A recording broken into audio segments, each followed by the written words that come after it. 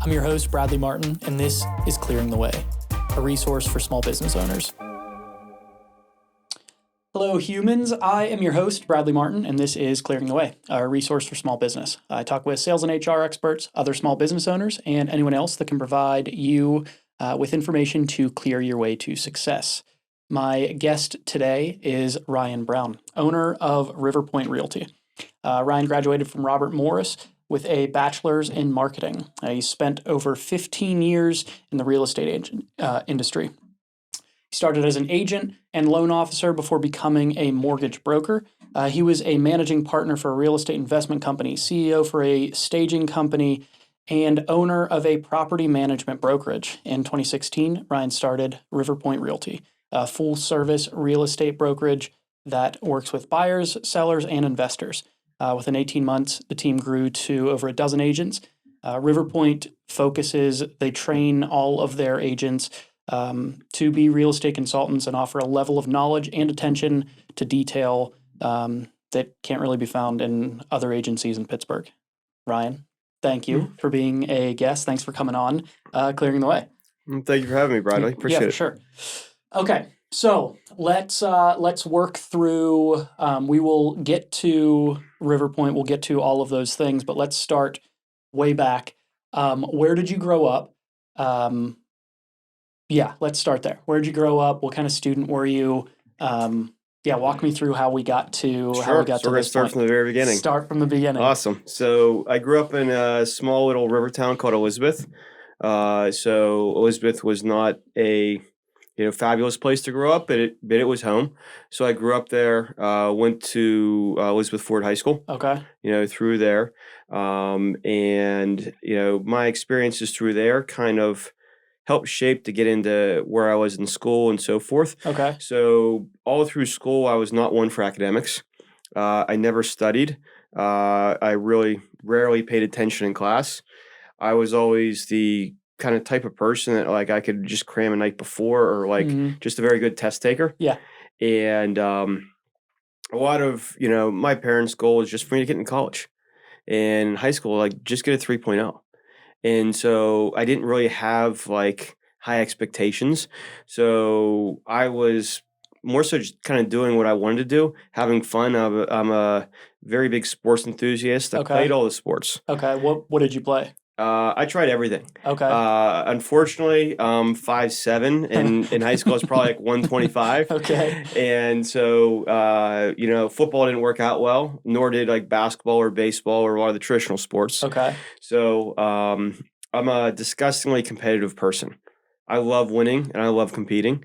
So, during my freshman year, I was basketball was the last sport I could do. And I was trying to do that with my athletic limitations. So I went out to run cross country in the fall because I didn't have the size to play football. So cross country is just long distance running in the woods. Yeah. Why would someone do that? Yeah. It was, yeah. So what I learned right away is that's more mental than physical, for what you're doing long distance running. Yeah. And so I did that. I did fairly well. And then I played basketball on the freshman team in 9th grade. Then I did track and, because I wasn't playing baseball. So I did very good my freshman year for that. And so my sophomore year, I did the same thing and I did even better. And if I'm going to do it, I want to win. Yeah. And so my sophomore year, I didn't make the varsity team and wasn't even starting on junior varsity. So I'm why am I going to keep doing that? So I switched to indoor track. Okay. I didn't even know they really had it. So I switched to an indoor track program. And so I was doing cross country, indoor track, and outdoor track. And again, long distance running, usually you're running in cross country, it's about a 3-mile race up and down hills through woods and things. In track, I would do a 1 and 2 mile race. And what I realized was it didn't take athletic ability. All it took was effort. So sometimes I would train before school, after school, and I'm a very mentally strong person. So I just wanted to win more than the next guy. So when did you notice how that you had that ability, that mentally strong thing? How early did you notice that? In general or via athletics, I would say, but in general, probably younger days. Okay. I was always, I don't want to use the word conniving, but I was always finding ways to get ahead, finding ways to win. Uh-huh. Growing up in the 80s, I played a lot of board games. So I love playing chess. I love playing Monopoly, games like that. Okay. So basically, the better you understand the rules of the game, you better understand how to exploit the game and how to win. Yeah. So to give you an example, when I was playing Monopoly, so a lot of times someone has that third Monopoly piece, and you're trying to trade him this piece for this to make it work. Mm-hmm. And so what I would learn to do is like, all right, well, I believe every deal in life has to be mutually beneficial for everything. Mm-hmm. It can't be one-sided. So, all right, you give me this to complete my Monopoly. I might not have something great to give back to you, but I'll give you 40% of my revenue and immunity the next 2 times you land on it for the next X amount of roll. So I would basically sell shares of this. So I ended up with shares of all these different pieces here. It's that's how I was even through like it's called junior high there, not middle school when I was in there. So that's a little back, figure out the game, figure out how to win the game. Okay. So I kind of really dove in. I have an addictive personality, so I dove into track and running. And it's not a very glorious sport, but like I wanted to win because I was doing it. So I competed. I did very, very well. And so then I went on to run in college. So one of the probably errors is that instead of trying to get into the best school academically for me, I really didn't push myself academically. Like I think I only took the SATs once. I really didn't try. Yeah. I'm very quantitative. I scored very well on the math side, but I did not really try to study or do anything. I really didn't push my academics. Were there subjects that you were interested in, or was it just like in high school? Did you have anything in particular that interested you, or was it just not really? Okay. I was trying to have fun, trying to compete, have fun with my friends, play sports. Okay. Like I'd still, even though I wasn't playing through a high school team, I was still playing pickup basketball or competitive things like that. And so I was just your typical teenagers trying to have fun, not worrying about any big things. I was always the type of person, I'll figure it out. I'll make it happen. Yeah. And so like I was through school, I was always in like the gifted and talented programs. And so I'd play chess against a lot of the guys, things like that. Some people that went to more prestigious schools, they got like 4.3s and like I would get a 3.1 because that's all I had to get. Yeah. And so they went to more accomplished schools, better degrees. Some of my friends, things like that. That wasn't my path. One error was like, I was only going to go to schools that recruit me for track because for some reason I was, Do you think that there was anything that could have been done that would have gotten you interested in school then? Was it mature enough? Yeah, I feel like I have similar, like, I didn't really put in a ton of effort. It was just you show up and like I knew that I wanted to get whatever. It was like stay above a 3.5. It's like, and I knew what needed to be done. Other than that, it's like, it's whatever, like I don't know if there's anything that I don't know if there's anything that could have been done that would have changed that then. Okay, but well, the funny thing is now I preach to a lot of my employees and salespeople perpetual learning. I constantly want to learn and better myself, learn about everything, which is a polar opposite from when I was in school. Well, is it everything or things that are actually relevant to you now? Almost everything. Okay. So if I'm going to be involved in something, I want to understand it inside and out. Like I hate not understanding something that I'm a part of. Okay. So yeah. For example, recently over the winter I got diagnosed with thyroid cancer, and so I didn't even know where the thyroid did, and so now I research everything about a thyroid. What happens if you lose it? What this? And so I was even researching all the probabilities, survival rates, effects, all this stuff. And so, yes, I became curious in it because it became, a big deal. But like, I will dive in and research for anything. And so, I guess, yes, you have to have that driver. So I'm not just going to randomly learn about like pottery just for the hell of it. Yeah. So, but over the last 6 months, I've been learning a lot about podcasts and understanding there. So, but in general, I would say, curiosity drives learning. Yeah. So if you're a curious person and you want to understand things, I think that drives your learning. Yeah. Okay. So school, you're just looking at schools for track. Yeah, so I went Awesome. around mediocre schools, ended up going to Robert Morris. Mhm. I thought it was cool because I was, I could still hang out with some of my old high school friends. Uh-huh. I could still drive home to get, fed and do my laundry, Yeah. things like that. And but in hindsight, I probably should have broadened my horizons and gone away to school or gone to a better academic school in hindsight. But at the end of the day, I don't believe that you could have any regrets. You can't control what you already did. All you can control is what's moving forward. Why do you think that would have been a better choice for you? Historically, probability wise. Okay. What is the success rate of someone who goes to Robert Morris versus someone that goes to an Ivy League school? What's the success rate of someone that does X versus Y, probability wise? Now, there's always outliers. Mm-hmm. If that makes, there's outliers in everything. Yeah. But if you look at historical success rates or average incomes or whatever from different choices through school, there's clear data on that. Yeah. Okay. Okay. Do you think you could have gotten into those schools though with the effort that you had put in? Absolutely not. Okay. Okay. Absolutely not. Okay. Absolutely not. And so, but if I had focused on that, Yeah. through that. Yeah. So, Okay. but so the funny thing is, so Robert Morris, I get there, and there's only one Division I for track and cross country, and so I'm competing against like Penn State, West Virginia, all these schools, like and so all of a sudden there's these people from all over. There's international people. I'm competing against Ethiopians and Kenyans running. Like you see on TV winning all the marathons with strides as big as my whole body. And I'm like, in order to compete with these people, this is like another level. Uh-huh. And I realized that like my athletic limitations at that level, it's not just being more mentally tough. It's a lot more than that. Yeah. And being an 18, 19-year-old in college, do you want to forego all the enjoyments of college to be able to compete a little bit about something? And one thing I realized is that there's a finite amount of time you're going to compete and run. It's not like you're going to run outside of school. Or continue doing it. So I realized right away that I didn't want to like forego the enjoyable college years. And so I competed for my first year. Then I quit my second year. Okay. And I progressed to thoroughly enjoy my college years and promptly lost my academic scholarship right after that. Okay. Which then pushed me into being entrepreneurial and starting to have to earn money and pay for my own school and figure things out. What did you go there? Well, you ended up with marketing. Is that what you planned on doing, or No. okay? I was a big sports fan, and there was a movie I was very fond of, and I love negotiating things.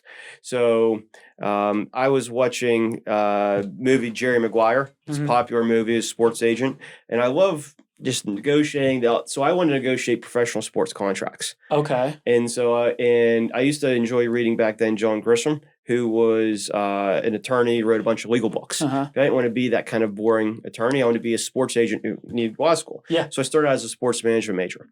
Okay. So Robert Morris actually had a good sports management program. What I learned is a fraction of 1% of people actually work in professional sports. So I knew right away that wasn't for me. And I knew right away I didn't want to be some team manager or whatever person working for a sports team. I wanted to be like the GM or the agent or somebody worthwhile. I was always ambitious. I just sometimes then didn't put in the effort. So obviously the numbers are always important to you. Do you think that sometimes, the two sides of this. One, obviously you've said it several times, you're super competitive. And there's this like ability to, not ability, but you're just going to figure things out. It's in some way. You're going to figure it out. Do you think sometimes the numbers, like, could you have made it in that field as one of these 0.01% or whatever? Yes, I could also have won the lottery. But like the probabilities. Okay. So could you have done something? Yes. But understanding like the likelihood or the range of outcomes, like it's so highly unlikely. Okay. Why would you go your college career, do something on a fraction of a 1% chance? That doesn't make, statistical sense. Okay. Yeah, yes. So if I told you you're going to risk your career on a lottery ticket, and if that lottery ticket doesn't hit, you're going to have to. Well, but the difference there to me is that you have some say, like in that. The weird thing about, at least from my perspective, I'm not super. I'm definitely not as stats oriented. I use them to help guide some decisions, but like to me, lottery I have no say in. It's random luck. Correct. Where the career path, I have a lot of input here. So I don't know. So even if your input is better than say 90% of the other people, Mhm. you might go from, 0.005 to 0.05. Yeah. It's still Yeah. improbable, Yeah. even if with your influence. Okay. That's fair. I just didn't know if that at any point you think that you didn't do things that you may have been able to be successful in because of those numbers. I don't know. I probably didn't have enough overall life experience to make the best choices at that time. Okay. That's to some degree as yeah, well. Yeah. But anyway, that's kind of Okay. that's where I got. And academics really weren't for me at that time. Yeah. Yeah. And I really didn't like school. I was just doing it just to graduate. Yeah. Okay. So when you switched to from sports management, did you go directly to marketing? I Or believe I did, yes. I mean, that was a while ago. And I think I remember I was talking to someone. He's like, oh, go into marketing. It's a broad field. And I'm like, fine, whatever. okay. I'm just going to graduate. Okay. Just get it to graduate. Back then, it was like, just get a degree. Yeah. The funny thing is now I advise a lot of people I talk to, don't go to school for some BS degree, a liberal arts degree, or general degree. If you're going to go to college and take $100,000 of debt, get something that's meaningful, whether it's like engineering, law, medicine, things like that that are impactful. Yeah. I think too many people go to school without like a real focus of what you're learning. Yeah, I know that's what when I started, like when I went to school, I had no idea what I was going to do. So I ended up bouncing around. And then finally it was like, whatever I'm going to do, I don't need the degree for. Like I'm doing either marketing or some of these other things that I was just wasting money on at that point. So rather than continuing to bounce around, like there are definitely reasons to get a degree for sure. But like you said, like for those specialized, to me, it feels like the specialized things are the things you actually need it for at this point. And there are kind of ways around it in some of the other fields, but that's not always the case. Like there are definitely some things you got to go to school for. Yeah, like you're not all of a sudden going to become a mechanical engineer. No. Without that technical knowledge. No, not going to happen. That's not in the cards for me now. Yeah. I'm not gonna be a doctor. Like it's just not in my cards. Okay, so you switch to marketing so you can graduate. Awesome. What did you want to do when you left? Like no idea. Okay. So we're really going through the whole timeline. Okay. Yeah. Why not? Okay. Yeah. So at that time, my parents got divorced. My mom moved to Atlanta. I moved down to Atlanta for I think about a year. Okay. And I didn't really like it. It was warmer. You know what I mean? Yeah. But no one in Atlanta is actually from Atlanta. It's all transplants. And unlike Pittsburgh, Pittsburgh's a very small, big city. Mm-hmm. The longer I've been here, people from Pittsburgh are generally much nicer than other major cities.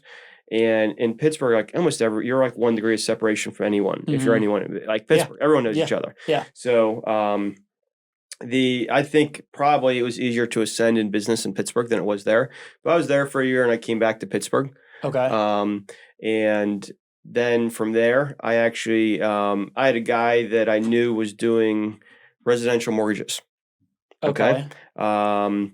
And so, prior to that, I took a job at a bank where I worked as someone that opened up your checking account, did very basic things like that. I think that lasted about 2 months. Okay. I think my longest W-2 job ever was about 3 months. Okay. Well, W-2 meaning like being an employee. Yeah. So I'm not cut out to be an employee. Yeah. And so one thing I always knew in my life, no one is ever going to tell me what to do. I'm going to do what I want to do. You know what I mean? How early did you know? How early did you know that? From when I was younger, I always knew that. Okay. I always knew that, and so my mom, she shows me this and gets a kick out of it to the day. There used to be like this cartoon over like, what do you want to be when you grow up? And this kid would say like, oh, I want to be a millionaire. And I always say, yeah, I want to be like, I want to be. And she's like, what are you going to do? I'm like, I don't know. I just want, you know what I mean? Yeah. You just want to be successful and have the things that go along with that. Yeah. More so freedom. So I tangent a lot, so sorry. But like one of the biggest things is a lot of people work for money. I think you work for the things that money can provide. So I think freedom and happiness are the two main drivers. You know, I want freedom and I want to be happy. You know, money makes those things easier. Yeah, well, and I think for both of those, well, the freedom is actually both of them. It's knowing what those actually mean to you. Like Hmm. freedom to me might be something different than you, and so might happiness. So like knowing what those things are for you, that's gonna, you know, that I actually the podcast that releases tomorrow, as of the day that we're recording this, is kind of along those lines of like understanding what those things actually mean to you so that you can determine how you're going to get there. Like that is super important because these I broad things of happiness and I could get freedom. into that, Mm. and part of that is a lot of it. I'll get into is self awareness. Uh-huh. The more self aware you understand you are, the better. Well, yeah, you could do your own personal SWOT analysis on what you're good at, everything like that. But the more you understand yourself, the more you know. All right, I can do this. I can do this. I can do Mm-hmm. this. What really makes me happy? And so, like, I'm the rare person. I get excited waking up in the morning. I can't wait for the day to start. So like this morning, I walk into my office. I'm talking to this person, that Uh-huh. person, and I'm just like beaming, smiling. I go through and I smile. Everyone else smiles. You're Yeah. talking about that, and I love what I do, Uh-huh. and I love interacting with people, and just I love business in general. Yeah. So I'm an excitable person. So excuse my excitableness, as I probably speak way too fast. Yeah. That's been my critique on my own Okay. podcast. Okay. Okay. But so, um, circling back here Mm-hmm. off my tangent, and I'll get into the freedom and happiness Yeah. later. Okay, so you knew you wanted the freedom, you knew you wanted that early Yeah, on. Like that was I couldn't important. handle a job for more than 2 or 3 months. Yeah. So I did some other entrepreneurial things involving math to help get by. Uh-huh. And from there, I met a gentleman who owned his own mortgage company, worked for himself. This is pre-mortgage crisis, so like around maybe a 4 or 5, give or take, something like that. Okay. And he said, you know what, just come work for me from 12 noon to 5 every day selling mortgages. He's like, you're too smart not to do something else. And so I'm like, all right, so I could just do what I want all night, sleep in till 11, come and sell some mortgages. This is easy, right? Okay. So I got into that. I learned the mortgage business, understood Uh-huh. it. I'm like, this is easy to make commissions. You know what I mean? Yeah. And so this is how I got into real estate. So I was selling mortgages as a mom and pop mortgage shop, and I'd be sitting at a desk. So we would advertise on the main street of this little town in Bellevue. Mm-hmm. And so people would come in to get pre-approved to buy a house. Back then, the median house in the area is like 90,000. Wasn't very much. So I would get them pre-approved, run credit, do all that, debt to income ratio, refer them to some local realtors to sell them a house. Uh-huh. Well, what happened was not all those buyers came back to me to do the mortgage. So I started following up. Hey, John, the realtor, I referred you Susie Smith to buy a house. I pre-approved them. I found out they bought a house. What happened? Oh, well, you know what? We have an in-house lender, an in-house title, an in-house insurance company that we gave them discounts and all this. They decided to go there. So how does that make you feel as a business person? You're referring this person Mm-hmm. who works on 100% commission to sell people houses. So what did I do? Got my real estate license. Pre-approved them, get in my car, I'll sell you the house, make money all the way around, Uh-huh. and I'll give them better service. You can't do that now. You could back then, Okay. almost 15, 20 years ago. Okay. So I did both. And what I found out was selling real estate was even easier than mortgages. Okay. There was a lot of people doing very, very well financially selling real estate that I found that were not very sharp or advanced people. Okay. Okay. Okay, so you've got okay, so when you get into this, you realize it's easy for you. You're picking everything up pretty quickly. How long did it take you to realize this? Like now you're going to be the real estate agent also. How long? Like was that So- a couple months? Was that a year or two? Like More in the months. okay. So what I realized is that I can make more money as a real estate agent than I could selling mortgages. Okay. And I could do both in the short term. Uh-huh. And I realized that like once you kind of figure out the game, Mm-hmm. and how to get around it and see what the other people who were doing were, I figured out how to really market. So back then, Craigslist was like you'd have 10, 20 postings on Craigslist. It was just starting.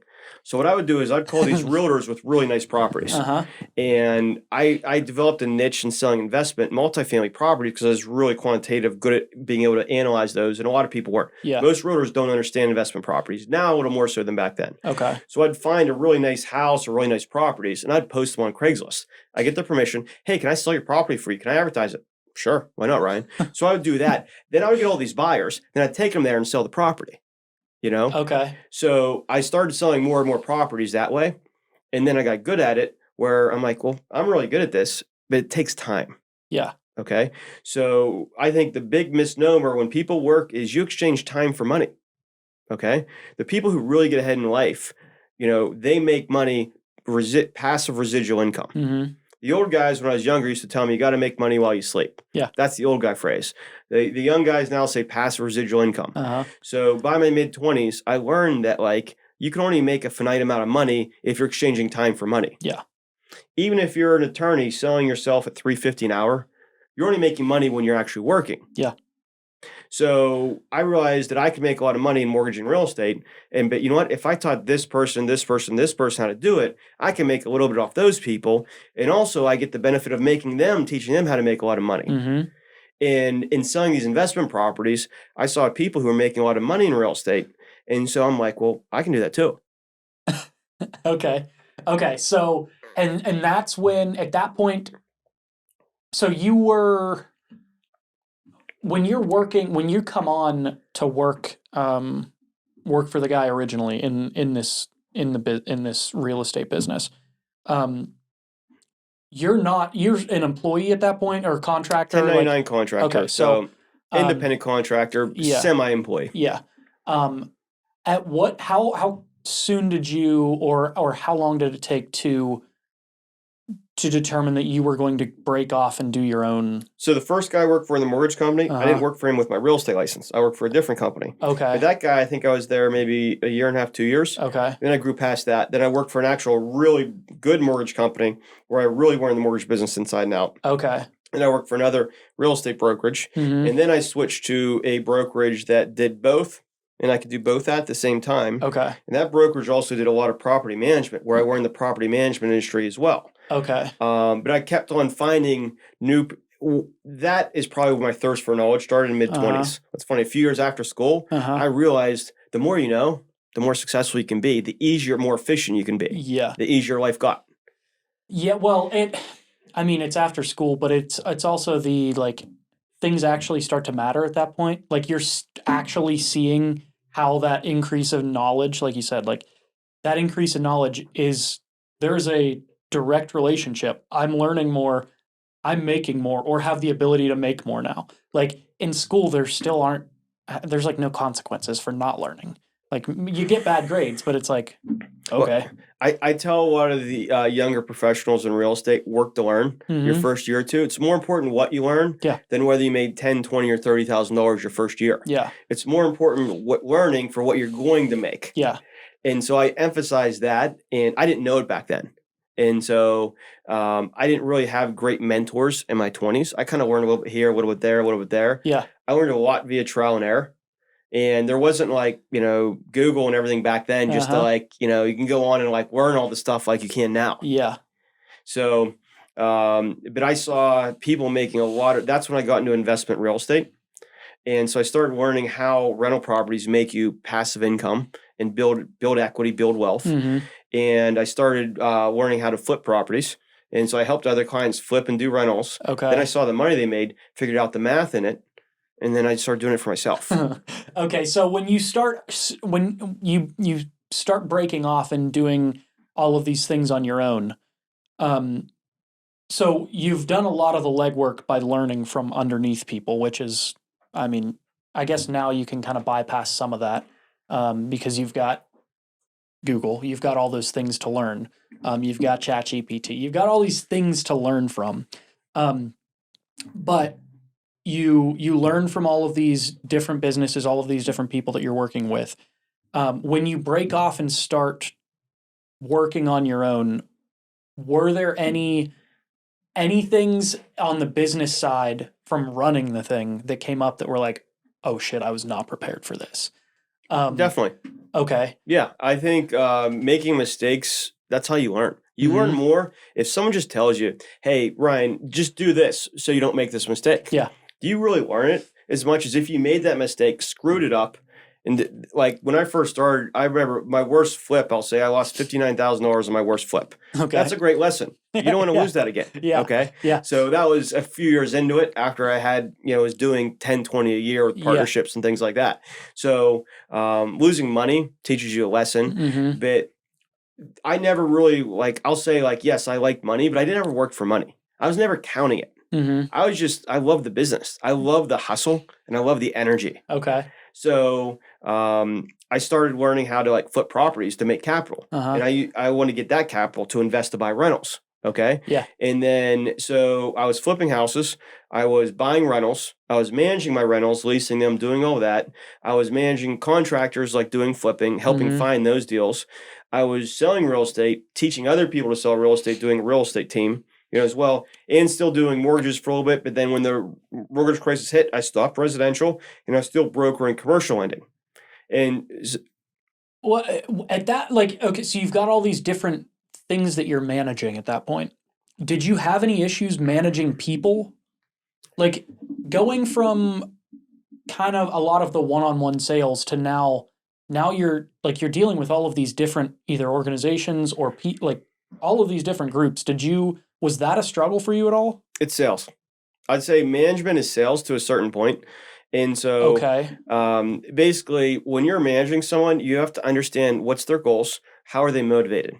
Are some people motivated by job security, or some people motivated by culture at your job, or some people motivated by upward mobility.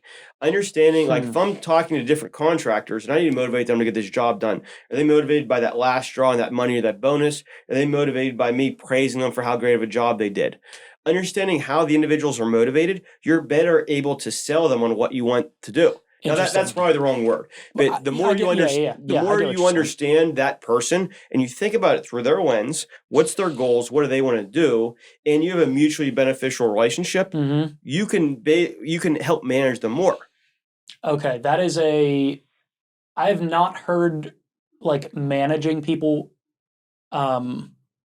referenced or talked about in that way, but I guess when you just saying it's sales is maybe sounds, but the way that you just described it, it makes that makes complete sense. That is absolutely correct. It's just it's that understanding people, and if you come from a sales background or if that's the way you think, it is kind of that. Know your audience. Is that, yeah. So in sales, know your audience. Yeah. What are their motivations? What are their fears? What do they really want?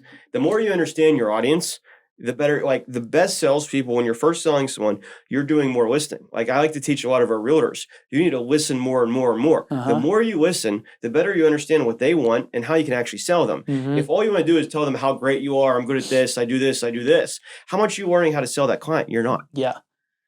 That's interesting. Yeah, I've not. That doesn't resonate as much with me, but I know that there's somebody that's that hasn't really understood the management side that clicks with for sure, because it makes sense. Yeah, you have to know which of your team members are an employee that want a job, which ones want a career, which ones want the long haul, which ones are the ones you're going to mentor to be your business partners long term. Yeah. And you're going to manage those people differently. You can't manage everyone the same. That's just a misnomer. If you try to pigeonhole everyone in the same management, you're going to have more turnover. You're going to be less effective. Okay. So was that something that was natural? You picked up pretty naturally? Through trial and error to a point. Okay. But in general, yes. And so by that point, probably mid-late 20s when I was doing all that, I started networking with a lot more very successful people through real estate, other things. Okay. And so when I first wanted to start doing a lot of real estate investing, I didn't have hundreds of thousands or millions of dollars to do it. So what I did was I showed, here's my business plan, here's how I'm going to make money. Give me some money, I'll invest it and make these returns. So essentially, I started investing in my 20s using other people's money. Okay. That's the big misnomer, is that you have to have your own money to do real estate investing. No. And what I know now is one of the easiest parts of real estate investing is getting capital. Capital is everywhere. You can get capital very easily if you have a plan and you have the knowledge to execute it. Okay. And you were getting connected with these people through, you're already in the business. So, networking is huge. Yeah. So when I was still hustling in real estate, so what I would do is I would go to and I wanted to buy property. So I'd go to all the estate attorneys, divorce attorneys, bankruptcy attorneys, walk in there, talk to them. They would know me, have a drink with them. Guess what happens when they have a client that needs to sell their property? Oh, I know a great realtor. Sometimes I'd buy it. Sometimes I'd just sell it for them. So I really learned right away to network. So the communities I was in, I became a local expert. So I started knowing who the code officer is, who the council member is, who the mayor is, who's the people who know everyone, who's the movers and shakers in those neighborhoods. And I just networked everyone. I didn't fully realize the potential of that yet. But even decades later, I would get leads from those people. You were doing that just to get leads, just to try to make a $2,000 commission. Because I'm like, I need to get leads. Who has leads for real estate of people that are selling distressed real estate, bankruptcy, divorce, you know what I mean? Estates. You know, I would talk to bankers. Do you have any bad properties? You know, things like that. Okay. So, it seems like there's a lot of those things that you, like, I don't want to say you're not stumbling, like your intuition on some of those is like pretty solid. Like you gain a lot from those things. You did them for a reason, but the payoff for those was like, I didn't understand that it was going to be this later down the road. But that's kind of with a lot of the networking thing is like you just got to know people. You got to know the people, and as many and like be kind of tactical with it. Like who are the people they that get to be genuine? Yeah, a lot of people do very fake networking. Nobody likes that. Yes, nobody likes that. But sometimes it's very transparent. When sometimes people try to network or chat with me, and I can tell they're just trying to like, you know, so like there are ways, even if you want to be salesy, to appear very genuine, but it's easier to actually be genuine. Yeah. Hey, I actually care what this 7-year-old divorce attorney has to say and wants to do. Everything else, ask him about some things. Maybe you find a commonality that you can discuss, and you build that connection. So I'm an avid golfer. One thing I learned actually from like when I travel, I like to golf nicer courses. So one of the nicer courses, they have caddies that carry your bag, and they're carrying it for tourists all over, and they're working for tips. So they want to connect with you. So this one caddy says, on the first 2 or 3 holes, I'm trying to find that bond. Oh, you're from Pittsburgh. Are you a Steelers fan? Oh, I love football too. Or are you a hockey fan? Oh, how about that Sidney Crosby? Or you like they're trying to find that link to have a conversation with for the next 3 hours while you're on a golf course together. Yeah. Which is a phenomenal sales approach for a golf caddy. Okay. All right. So we covered the management. Were there any other, I kind of dove into the management thing, but early on, were there any other of those? Obviously, like losing money is going to be a great teacher. But was there anything in particular that came up that was unexpected, or I guess I'll say unexpected for now. Obviously, we'll get to the like you having to adapt through through 2008, whatever. But that was an external factor that was definitely a changer for me. Okay. And so for a lot of people, you know, something like that happens. Real estate values went down nationally, more so than Pittsburgh, and lenders tightened up, weren't giving out loans. So a lot of real estate agents, people aren't buying anymore. I'm not selling anymore. Their stats are down. They just want to bitch and complain about it. So what I learned to do then is I learned to sell foreclosures. I learned to buy distressed properties. I learned to sell multi-units. You just got to pivot. Instead of just complaining, I hate negative people. So figure out a solution, adapt, overcome. And so I pivoted during the mortgage crisis. And then for what I did back then, real estate investing was not cool. Okay. So nowadays, it's cool to post your flip online, social media, all this shit, you know? But back then, no one liked being a landlord was dirty. They thought you're a landlord. You're, you know what I mean? Yeah. They had a negative connotation to it. So the competition for investing in real estate back then was like nil. And it wasn't sexy. It wasn't cool. All the financial and gurus were out there pitching like, you know, make $1 million selling real estate. Yeah. So I was able to get a big market share, get great margins before everyone else knew about it. Okay. And that happened because you were able to, you looked at the situation and said, that's not working right now. We gotta, here is a white space. Here is a space that there is opportunity. You saw opportunity. Yeah. So I had enough experience to recognize the opportunity and capitalize on it. So There are one thing I read that was I think is very relevant and I've taught is there are 4 types of luck. Okay, excuse me, Okay. I go on another tangent here, Okay. Brad. No, this is good. This is And good. so Let's go. there's 4 types of luck. Okay. So one is just pure dumb luck. Okay, we can't. Pure dumb luck is, can you and I control that we were born in Western Pennsylvania?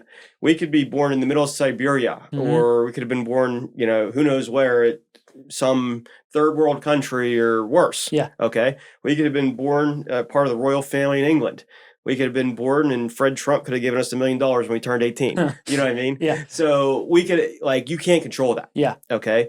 That there's dumb luck that people just run into things and do things. Yeah. Okay. The second luck is the three other types of luck you can actually control. The second type of luck in motion. Okay. So the more people you're meeting and talking to, you're creating opportunities to get lucky. So if you work your 9-to-5 job and, go home at the end of every day, don't socialize, don't network, don't connect with anyone, and just play video games or watch TV, how often are you going to, you need to create luck. You a lot of times hear people is, oh, the harder I work, the luckier I get. Cliches like that. Luck in motion, the more people I'm networking and talking to, I have more opportunities for people to send me deals, more opportunities to find deals, more opportunities just to grow. So then the third part is basically luck by being able to recognize and spot opportunities, which I was referencing.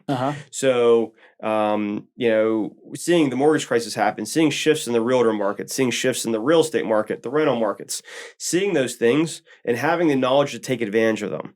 So a lot of people might see something happening, but not know how to take advantage of it. A lot of people might see things that change because of COVID, but don't know how to capitalize or don't know what to do to capitalize. So having the knowledge to capitalize on external factors, some people would say, oh, that was really lucky you did that. Well, that was opportunistic and foresight. And then the last is luck by, I believe it's called luck by experience. Because you're really good at something or a trade expert, people bring things to you. So now people bring me deals and opportunities all the time. People come to me, hey, Ryan, I have this. Can you partner with me on this? Ryan, can you help me on this? Can you partner on this? Can you fund this? Can you do that? Because you've established almost a brand and a name and that level of expertise, people come to you to learn from you and bring you deals that make you money. Yeah. That's the other part of luck. So Okay. So that's all. I mean, I guess the gist there is, you got to network and learn so that you're able to capitalize on some of these different lucks from the outside. Yes. And once you become a trade expert, people come to you. Yeah. You don't have to find them. Yeah. These lucks are more like preparation. It's like set yourself up for the future. Set yourself up so that when these things happen, you're able to capitalize on it. But from the outside, it's like, oh man, how in the world did they come to you? It's like, dude, I've been doing this stuff for 15 years to set myself up for this thing. It's not luck. But from the outside, it is that luck. That's a good way to break that down. I told you I was going to tangent a lot. So good. I mean, but so far we're I think 2 for 2 on these tangents. Good. So I think it could be relevant for the listener base. Yeah, it's all hearing things in a different way. Sometimes, like there's been so many times where I've heard the same thing over and over, and then I hear it from somebody else who's like, "Oh, okay, this whatever you guys were saying, I know it's the same thing, but it just didn't make sense now. Now it clicks. The way that the luck and we're good. Cool. We're good. Cool. We're good. Okay. So, I guess in our time frame, I'm in my late 20s now, and so it's still like 10 to 15 years ago, and so I was basically doing everything, hustling around, and I wasn't even worried about the money. I was just doing. I loved it. I love business. I love making deals. I love the art of the deal, like figuring out how to make this work, that work. I love making other people money more than myself. And so I started mentoring people on flipping, on selling real estate. What about, okay, so let's talk about that for a second. What about, have you always enjoyed like teaching people things? Like, what about that what gets you going about that?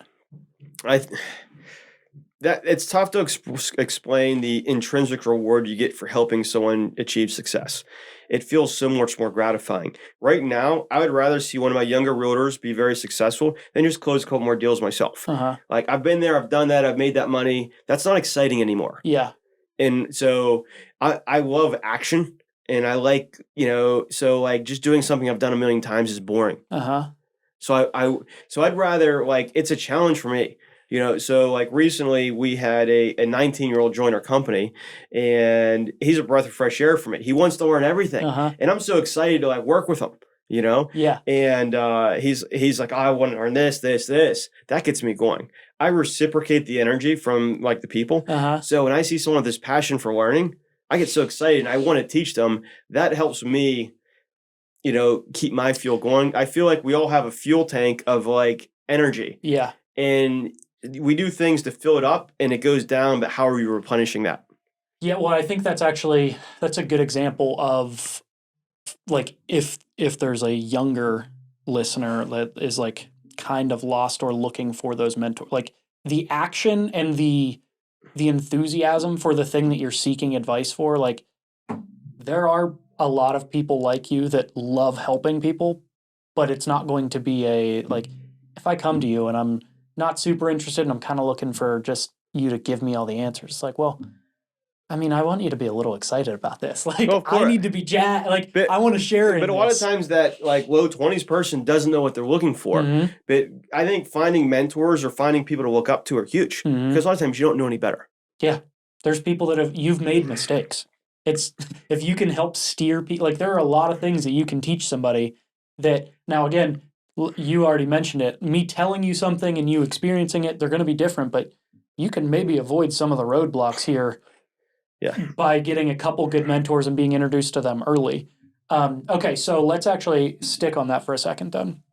When you finally were able to get some of those mentors, you said you didn't have them kind of early on. Well, I wouldn't call it a mentor. I knew people who were very successful in different things. Yeah. And I would ask them questions and learn. Okay. So, for example, like in my mid-20s, when you're doing different businesses, you have different LLCs. So I would ask an attorney, why would I form an LP versus an LLC? Why versus a trust and doing all this? So, like, I learned the legal side of like corporate formations in real estate. Then also in hand that's taxes. So I'd be filing these business tax returns. I'm like, all right, why should I tax this as a partnership or go on my Schedule C versus, forming an LP, setting up as an S corp. So what I did, like that 120 page tax return you had, I used to read the whole thing and mark it up, go to my CPA and ask questions. You know why? Because at the time, I probably wasn't paying as much. Now, some of the CPAs are quite expensive per hour. You pay a couple $100 an hour for somebody good. But like back then, I learned as much as I could. So then I'd have to keep paying people for it. I didn't do my own taxes. That was a negative opportunity cost. But like I would learn as much as I could. So then I could take that knowledge. Understanding the tax benefits of real estate is important.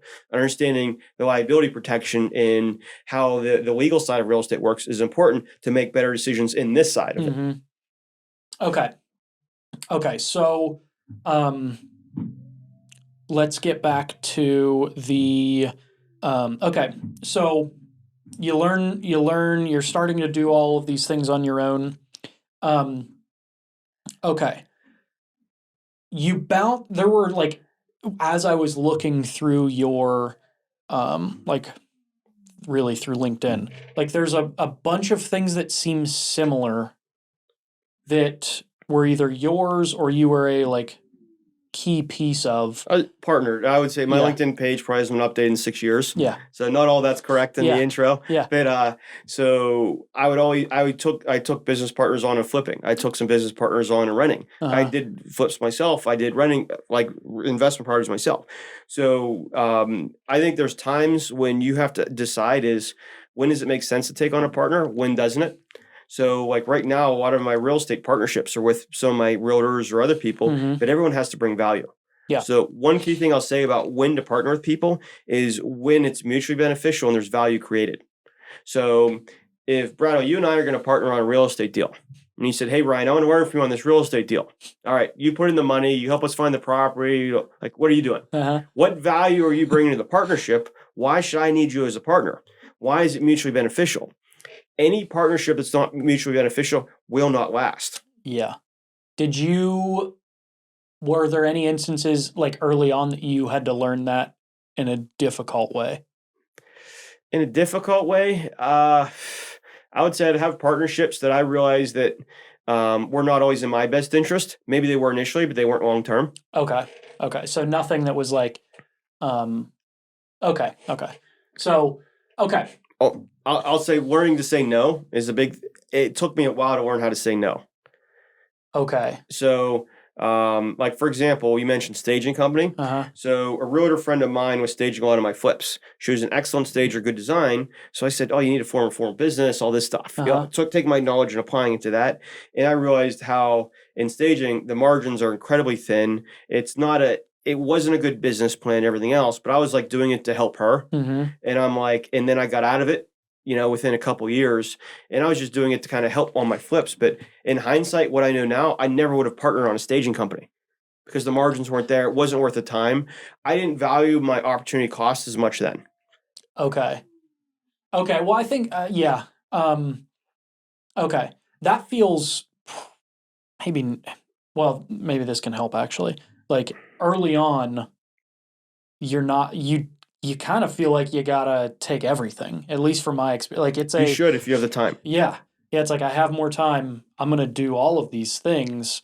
And then you get to a point where no becomes even like you got to learn it. If you don't, then you become spread really thin and then nothing works incredibly And you well. lose efficiency, Yeah. or you lose, going back to the end, we're all here for happiness and freedom. Mhm. You lose behavior utility. So, so then I didn't have a value on my time. I can't remember where I read it, but it's something you got to put a dollar value on your time. And so I literally took it to heart. So let's say hypothetically back then I put $150 an hour on my time. Was I going to cut my own grass? No, I'll pay someone $15 an hour to do it. Yeah. Was I going to shovel my own driveway? No, I'll pay this. I'll do it. So I started delegating everything and just focusing on the bigger things, but I took that to an extreme, and now I've kind of gone back. Okay. I cut my own grass now. I enjoy it. It's fun. Yeah. You know what I mean? Okay. But like there's things like if you have an opportunity cost, and so I have a set dollar amount that I value my time at. If I'm not getting that return, there has to be other benefits like behavioral utility. So okay, so when you say behavioral utility, what do the you enjoyment you derive from doing something. So, for example, I'll give you a good. So, a lot of people like to go to the casino and Rivers Casino. They get down and they play blackjack, and most people lose. 98% of people lose. 99% of people. So, you get down and play blackjack. Say you're down there, you have some drinks with friends, you had a good time, and you lost $400, right? Okay. Some people say, "Oh, why'd you gamble?" Your behavioral utility, the value derived from that $400 loss, that value might be in excess of the $400 you lost. So, do you follow what I mean? Yeah. Like, so the cost of doing something. Let's say you're going to pay X amount of dollars to ride a roller coaster or something. The enjoyment you get from that exceeds the cost of it. So it's positive BU, behavioral utility. Yep. If you're following. So, for example, I could take an afternoon off, go golfing with some friends. Yeah. And could I then have maybe done another real estate deal or did something else to make money? Yes. But in exchange of that, I'm golfing, doing something. My enjoyment level exceeds that amount of money I would have replaced that time with. Are you actively thinking about these things like all the time? Yeah. Okay. Because there are some of those things like the casino example is a good example. Basically, like that is the approach that if I go to the casino, it's like how much fun am I willing to have tonight? Whatever it is, whatever number that value is, like that's what I got, and if I lose all of this, I'm expecting to lose all of this. But you're having fun. Exactly. You're having fun with it. Exactly. And so for some people, and the bonus is you might win. Yeah. And then that's even more fun. Yeah. Yeah. So that makes a lot of sense. So you're like everything. I'll say it as like a question. Everything that you're doing, you're considering through that lens of is this worth it more than my cost per hour to be doing? Or in my enjoyment. So yes. So am I getting more than this amount out of this in my? Correct. So in referencing my late 20s, early 30s is different than now in my early 40s. Yeah. So I have more luxuries now at this point in life to do things I want to golf 3-4 times, to do what I want. I travel, spend more time with my kids, etc. Mm-hmm. So circling back to BU, you know what I mean, behavioral utility, it's it reaches a different level. So like your average person can lose like $200 and they're fine. So for some people, like that might not be a thrill. So some people that need the action need a bet more to feel more alive. Yeah. Like if I lost $100, I'm not going to care. You know what I mean? At what point of money does it get your heart pumping or get you excited? Does that so let's say we're going to flip a coin here and we say, let's flip a coin and winner takes a nickel. Who cares, right? Yeah. If I say $1, if I say $20, would you flip a nickel for $20 or flip a quarter for $20? Flip a quarter for $20. If I have a 20 in my wallet, yeah, I think I might. Okay. I might. I would. It depends on my mood. $20 for a coin flip is it's a neutral value. It's called neutral expected value. Are you familiar with expected value? Expected outcome. Okay. So this is a great lesson on why I never play the lottery. I'll tell you this. So what are the odds of the coin is heads or tails? Should be 50. Correct. Okay. So if we both put $20 in, okay, and we flip the coin, our expected return is $20. Our expected value. There's no negative outcome. Okay. So, for example, here's how the casino wins. When you're playing a slot machine, slot machines are typically expected to pay out between 88 to 94% of what they take in. Let's call it 90% for simple math. So you put $1 in a slot machine, your expected value is your negative 10%. Okay. So that dollar turns into 90 cents. Over thousands of spins, that's how the casino makes money on slots. That's why there's more slots than anything else at a casino. That's expected value. So, like, there's certain games like blackjack. If you play something called basic strategy, which tells you what to do independent of the cards that are being dealt in independent counting cards, you're like 48.4%. Okay. So meaning you're going to lose 51.6% of the time, negative 3% EV. So for every dollar you bet, you lose 3 cents. For every $10 you bet, you lose 30 cents, et cetera, et cetera, et cetera. So you're doing that. Does your enjoyment of betting that $10 exceed that?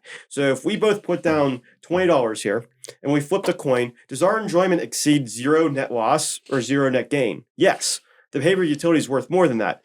If we both put down $20 and the winner got 19, got 39 instead of 20 and $1 went to whoever, the tax man. Yeah. That's probably still worth it. Because that $1 that's lost is 50 cents you, 50 cents me. That 50 cents is worth that enjoyment of that action. Okay. You follow what I mean? Yep. Okay. Yeah. So. Okay. Okay. Okay. I guess you're always early on you were a numbers guy. So that makes it makes sense that you're thinking about things. So how late in your, at what point did you really start taking that thinking to kind of most of the things that you were doing? Probably towards around when I was 30, give or take, late 20s, early 30s. Okay. So I started reading more and more, started learning more and more. There's a popular book back then, I think it was 15 years ago, Rich Dad Poor Dad, Robert Kiyosaki.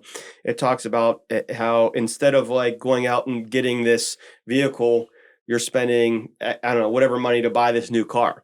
Take that money, buy a rental property, use that cash flow to buy the car. When that car's done, you'll have more cash flow to buy another one. The concept of passive residual income. So I started knowing from my kind of late 20s that one is we're getting back to time. Time is finite. We only have so much time. No matter what we can do, we can't beat time. Time is the most valuable asset anyone has. Everyone is always trying to buy time. You're paying money to get places faster, paying money to do this, doing this, trying to save time. Okay? So what's the biggest loss of time for everyone other than sleeping? Working. So how can you make money without losing time? So build passive residual income sources. Yeah. So I started working to that in my late 20s and early 30s. So then my social life kind of fell down. I knew that if I worked really hard, I can get really ahead and set myself up later. So I started buying a lot of real estate during the mortgage crisis. Okay. And I started doing flips to get more capital to do more. And I started developing a real estate team, which are the early foundation of building a real estate brokerage, et cetera, et cetera. So I started doing all these things to build. Everything I was doing was geared towards passive residual income. Okay. Okay. Okay. Yeah, I mean that all makes sense. And that makes sense that it was around in that late 20s, early 30s time, because I feel like once you start to get a little bit of, maybe it's that your head's a little bit above the water, then you can start thinking about how to set yourself up a little bit better but earlier on, well, you're probably not mature enough in most cases. And maybe that's maybe that's actually the more important factor than actually having your head above the water. But okay, so so eventually we get to this. You're kind of, I mean, you're in the real estate industry this whole time, and you're so okay. So let's get to RiverPoint, unless we're skipping anything that we shouldn't. I'll go through. I used to do a lot of flips. I stopped just because the market got way too competitive. Mhm. One of the worst things for that was HGTV. Yeah. They made it cool. They made it fun. Uh-huh. And so a story I've told a bunch of times was there was an older couple doing a flip near my office in Avalon, and they were trying to sell it themselves. So naturally, I go down to talk to them, everything else, sell their house, make a few bucks, etc. And I'm just curious because I saw them doing work on the house. So they were laughing, talking about the flip. They wouldn't shut up. They kept talking about how much fun they had, how much they enjoyed it. But they said, "Oh, we had to sell it ourselves because we're so over budget. We fired 2 contractors. We're on our 3rd contractor. We had all these problems. You're talking about all this, laughing and smiling about it." This couple probably late 50s, early 60s. And what I realized was they don't give a fuck if they make a profit or not. They are doing this for enjoyment. So I'm competing against competition that doesn't care if they make a profit margin. How can you do that? You can't. Yeah.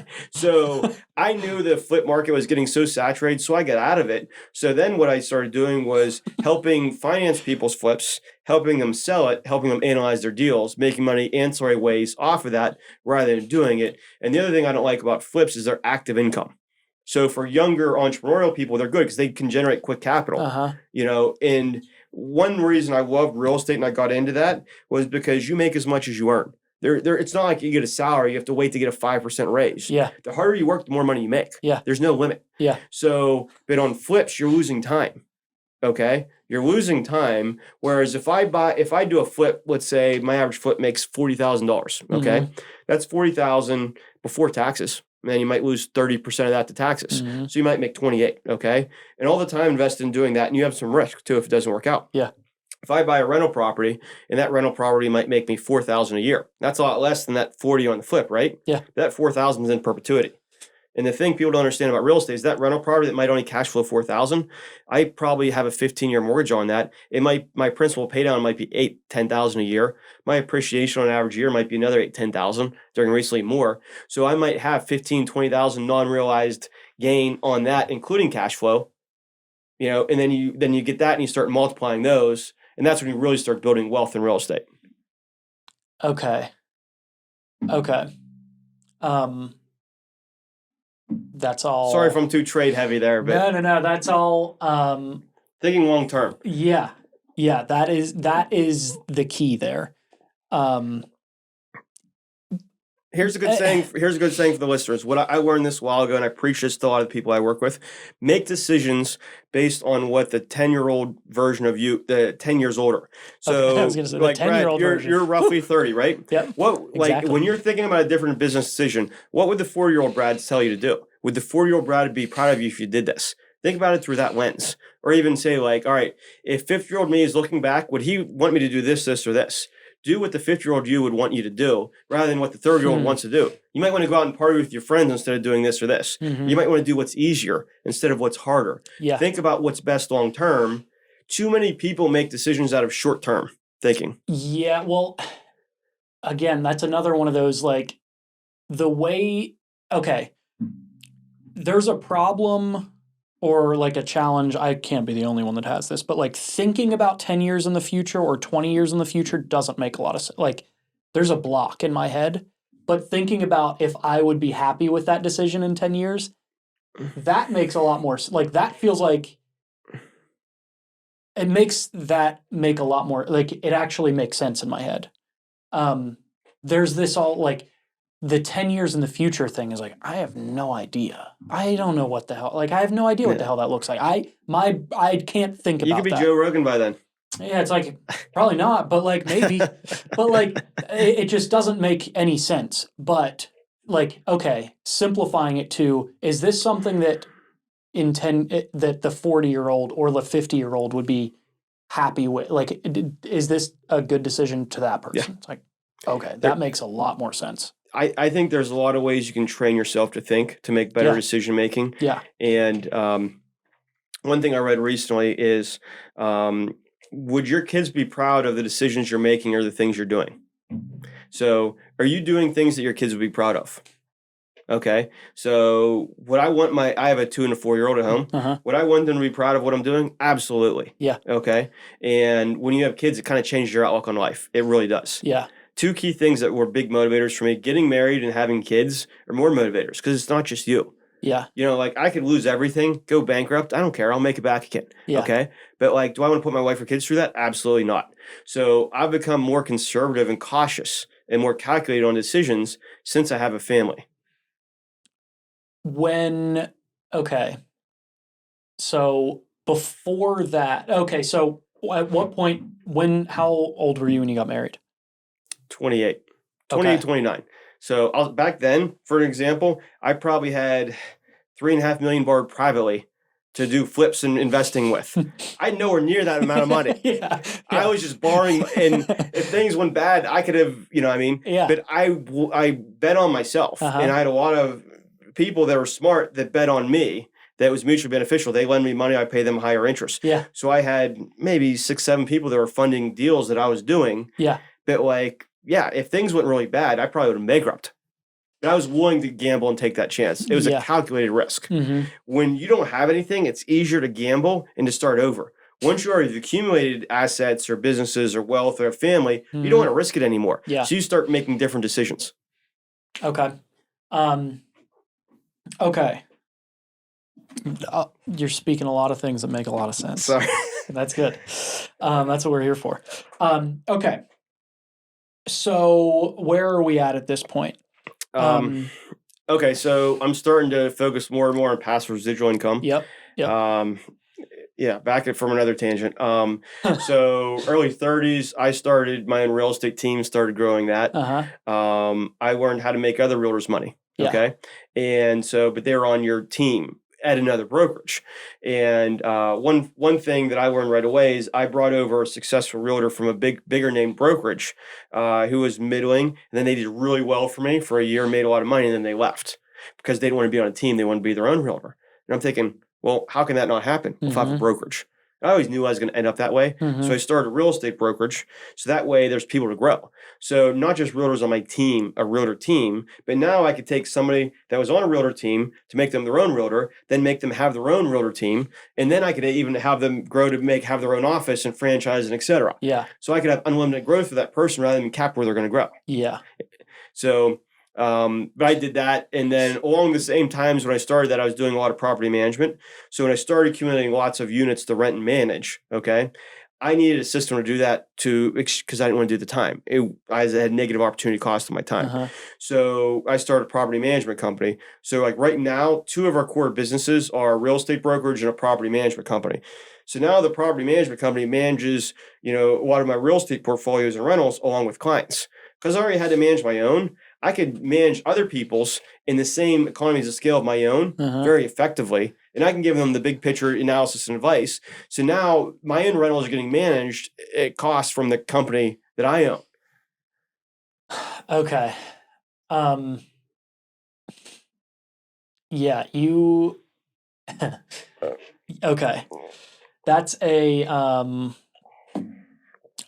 I feel like we're getting there's a lot here that I want to try to unpack, because I think what I keep coming back to is this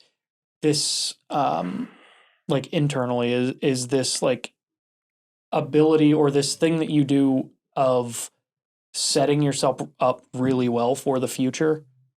All of these different opportunities that you've had, you're now using all of that learning, and you've created this thing where you're kind of you've created this kind of perfect situation where you've got this unlimited growth. You're kind of in all of the areas of, at least I don't know a lot about real estate, but you kind of have your hands in all of the pots of real estate through these 2 organizations.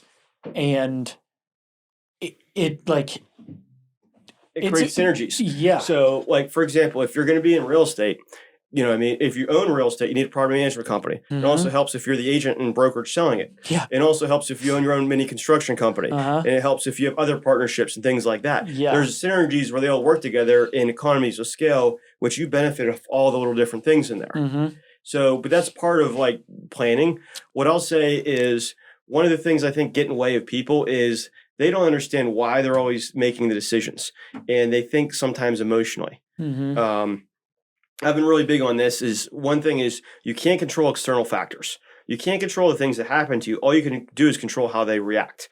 So the other day, I'm taking my 4.5-year-old son. So I have some investment properties out in Seven Springs. We do Airbnb rentals out there. I do that because it's fun. You know, it's probably riskier and less returns than what I do in other things. But I just enjoy it, and that's why I love doing it. So my son and I are driving out. We're driving through Pittsburgh. All of a sudden, my son's in the back right of my car. Someone merges into me, hits my car. And I turn over, and they speed off, get off on an exit, okay? How many people would be MFing them, honking the horn, chasing after them? I mean, my son was in the car, but, like, my first reaction is, what's the point?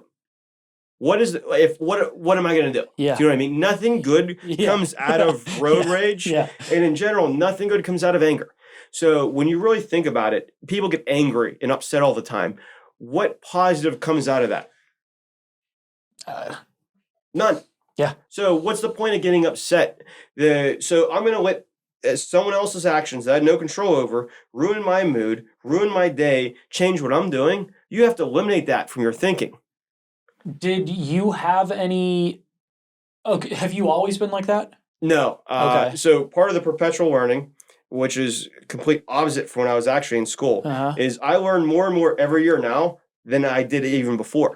So you just keep learning. The more you understand, becoming more self-aware, understanding why I think, why I do things, how I'm looking at it, understanding my blind spots, just learning more about everything, and especially the things that interest you and you're curious about.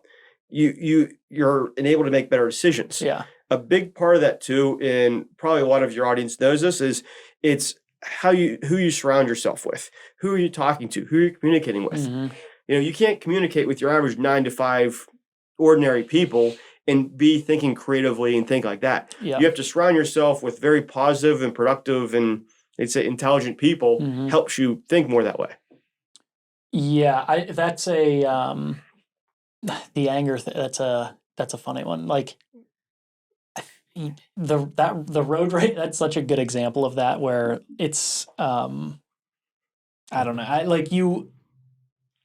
It's so easy for people to get wrapped up in the emotional decisions, which it's difficult to remove yourself from that. Like, it's such a big part of what's an analogy for human. business? Are you doing this because of how it looks on social media, because on how you want people to perceive you? You care what other people think.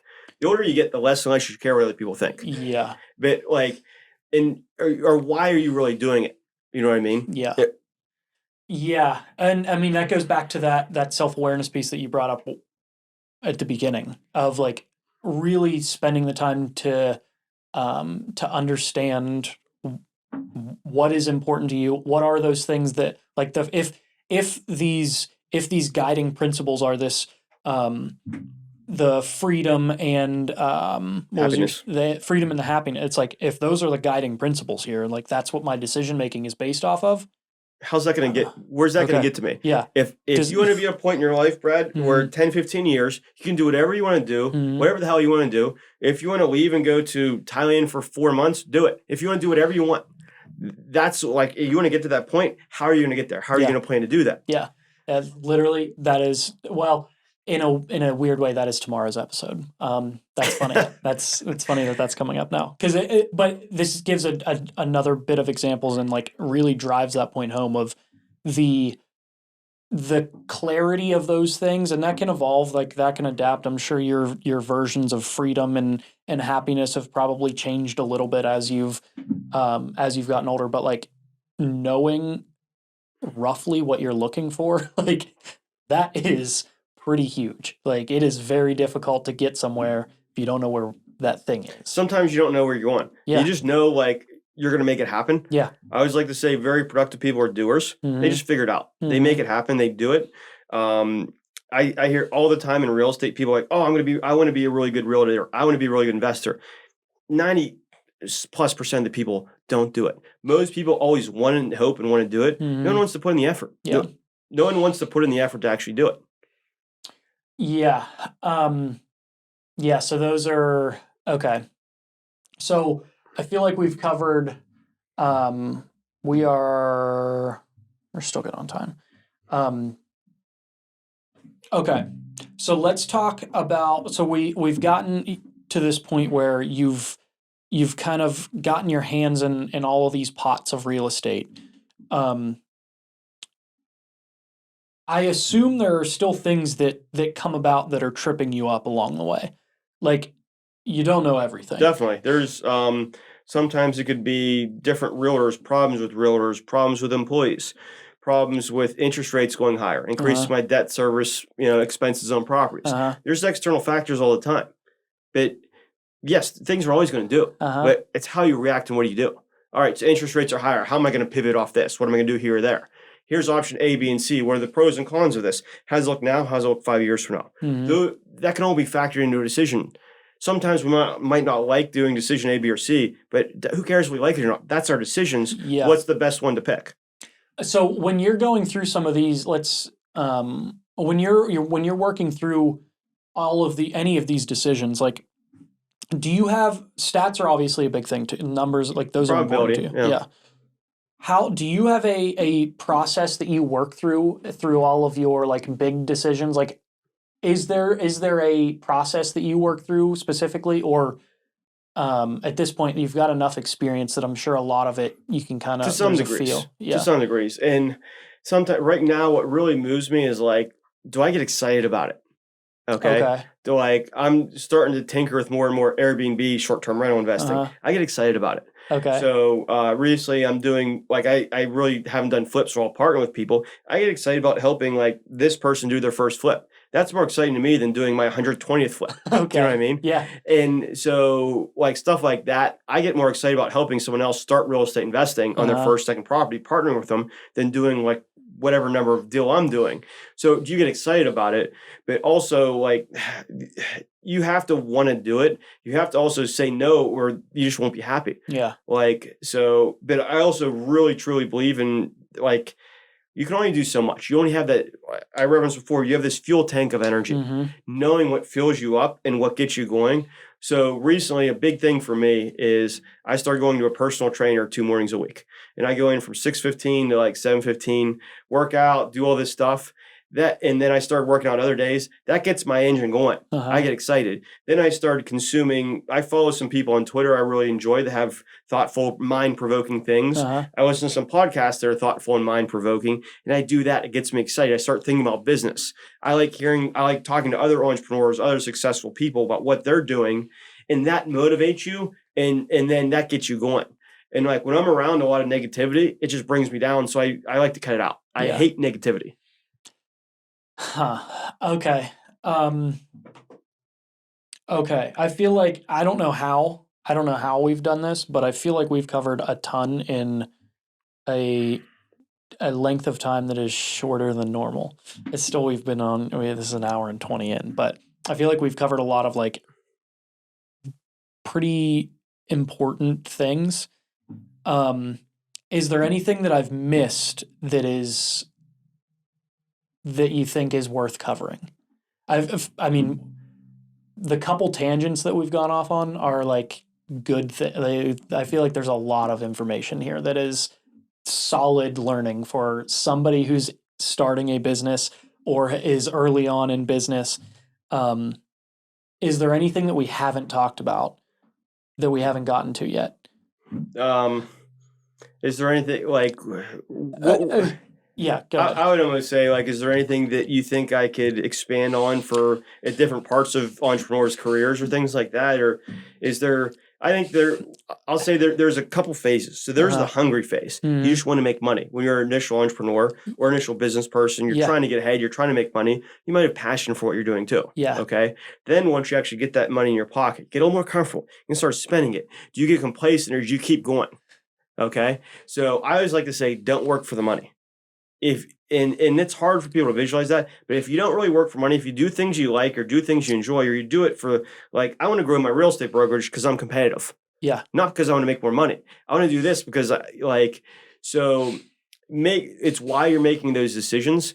But like once that entrepreneur starts to get a little bit ahead, okay, don't just get comfortable. When you get complacent, you go down. You don't get better. Yeah. So you always have to, because things are changing faster and faster now. You brought up ChatGPT, or AI is changing. So I'm already reading about how AI is going to affect some of the industries I'm in. How's that going to affect a lot of different things? So I think it's important to kind of keep up. Yeah. Something I do is I'll have 5 or 6 different news pieces I read every morning. Okay. Not just real estate, but in general, to stay informed. Yeah. Know what's going on, whether it's like politically, whether it's going on financially, economically. You know what I mean? You have to be informed, to really understand how these external factors could trickle down and affect you to some degree. Yeah. Yeah, and the doing things like there's always a piece. Okay, so there's this like I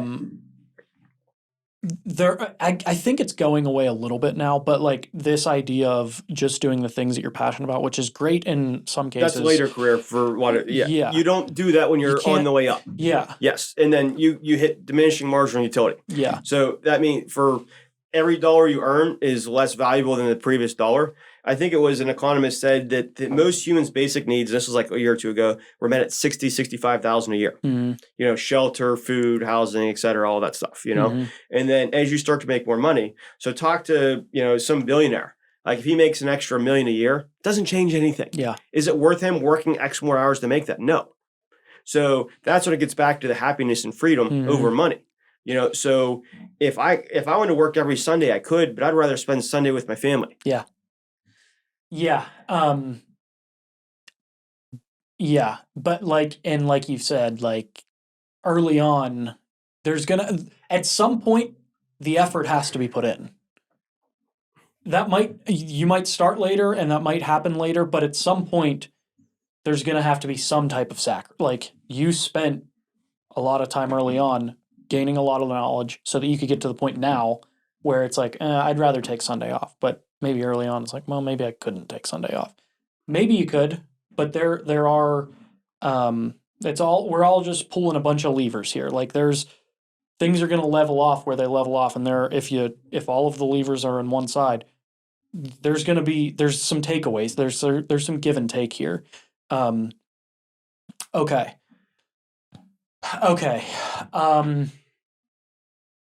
I don't know if I have anything else right now. We've covered a lot of the like high level ways to think about. I think we've covered a lot of very important information here. Whether it felt like it or not to you, I can tell you that I feel like we've covered some things that, at least for me, opened a couple sealed doors that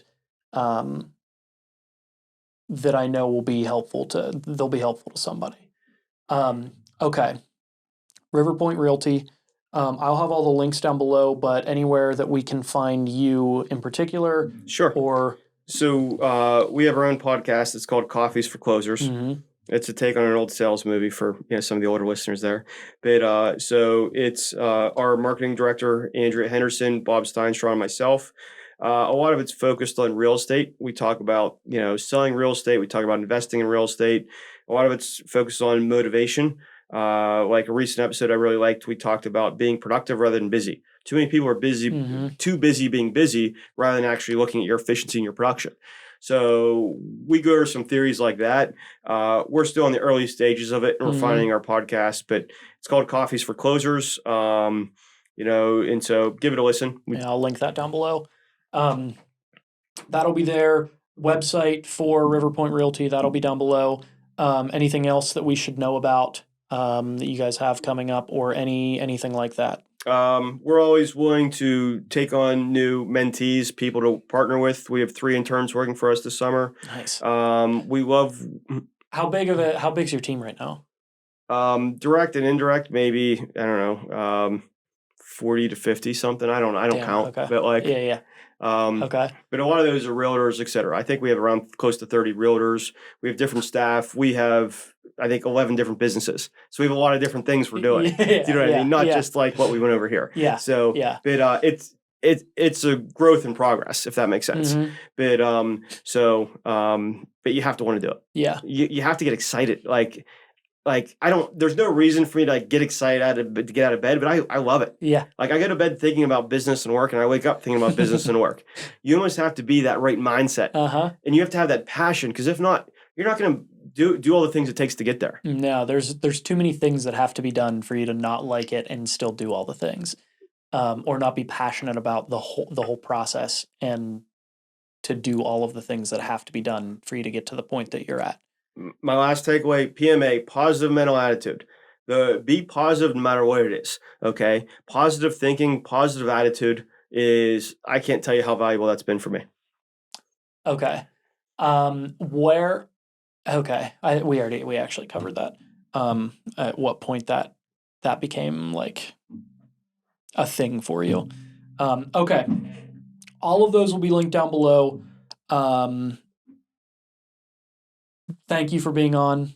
This was good. I know this is going to be helpful for somebody in some industry. There's a lot of valuable info here. Thank you for listening. Thanks for watching. If you have any suggestions for future guests, if you need any assistance, links are all down below, emails down below. Thank you for coming on. See you next week. Thanks, Bradley. Thanks for listening, watching, wherever you're consuming this. I'm your host, Bradley Martin, and this is Clearing the Way, a resource for small business owners.